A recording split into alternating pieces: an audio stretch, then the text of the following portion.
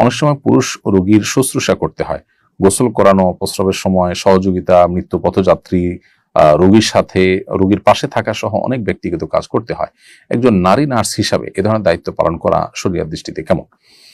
প্রথম কথা হলো যে পুরুষ রোগীদের জন্য পুরুষ নার্স রাখা উচিত, এটাই হলো ইসলামের নির্দেশ। দুর্ভাগ্যজনক বাস্তবতা, মুসলিম সংখ্যাগরিষ্ঠ দেশেও সেই কালচার গড়ে ওঠেনি এবং আমরা পশ্চিমা কালচারকে অন্ধের মতো নিজের গায়ে মাখাচ্ছি।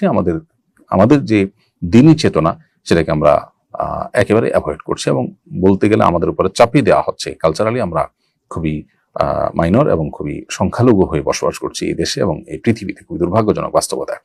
যদি কোথাও পুরুষ নার্স না থাকে এবং রোগীর স্ত্রী, তার মাহরাম, আত্মীয় স্বজনের কেউ যদি থাকে করার মতো, তাহলে তারা করবেন। তার খেদমত যদি সেরকম কেউ না থাকে, তাহলে সেক্ষেত্রে আপনি একজন নার্স হিসাবে তার অপারগতা বশত তার সব কাজ শুশ্রূষা আপনি করতে পারবেন। এর বাইরে এটাকে আপনি পেশা হিসাবে নিয়ে যদি আপনি কাজ করেন, তাহলে আপনার পর্দার বিধান লঙ্ঘন করা সহ আল্লাহ তাআলার যে সমস্ত বিধান আপনাকে অমান্য করতে হচ্ছে, সেগুলোর জন্য আপনি গুনাহগার হবেন। বিকল্প কোনো উপার্জনের পথ আপনি খোঁজা উচিত এবং সেই সাথে কেন মেয়েদের এবং পুরুষদের নার্সিং করতে পারবে না সে ব্যাপারে জোরালো দাবি তোলা উচিত। আমাদের দেশে দীর্ঘদিন থেকে মেয়েদের জন্য নার্সিং পেশায় কোটা রাখা হয়েছে এত বেশি যে পুরুষরা সেখানে খুব একটা চান্স পায় না।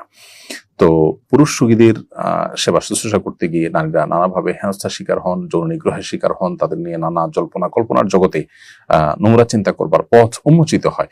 তো এটা কখনো নারীর প্রতি সম্মান প্রদর্শন হতে পারে না, কখনো নারীর অধিকার আদায় করা হতে পারে না। এটা আমাদের বোঝার চেষ্টা করতে হবে। আল্লাহ রাব্বুল আলামিন আমাদেরকে আমাদের অধিকারকে প্রতিষ্ঠা করবার তৌফিক দান করুন। আমাদের সবাইকে আওয়াজ তুলতে হবে সমাজের সমস্ত অনাচার বন্ধ করবার জন্য।